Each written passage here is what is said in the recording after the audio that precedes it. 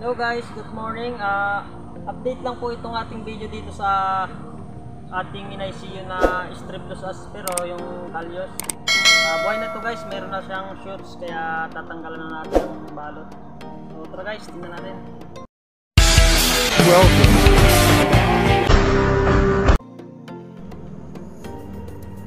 Then guys, ito na yan, tatanggalan na natin ngayon ang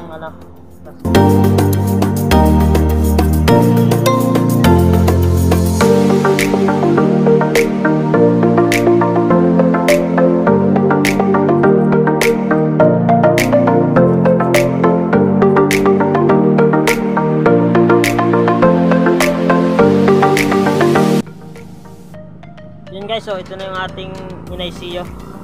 Ito na yung mga shoots niya, mahaba na. Diba?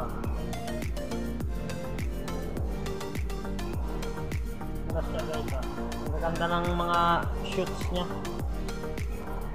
Itong extension na to guys, hindi muna natin ito tatanggalin.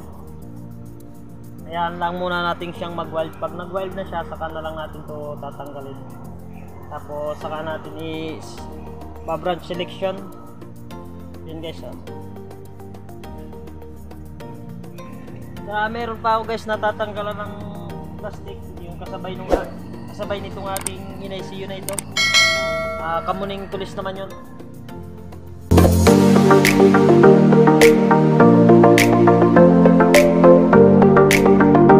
Guys, ito naman yung aking kamuning tulis na in-ICU ko rin.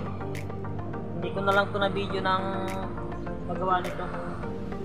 Kung paano ko ginawa ito, hindi ko na rin ito na video. Yung ano lang, Kalyos lang.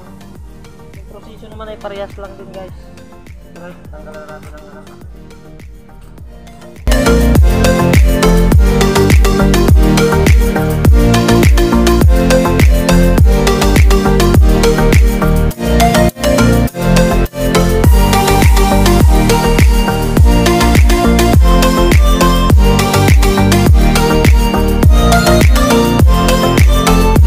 So, buhay na rin siya, meron na siyang mga shoots, ang dami na rin niyang mga shoots.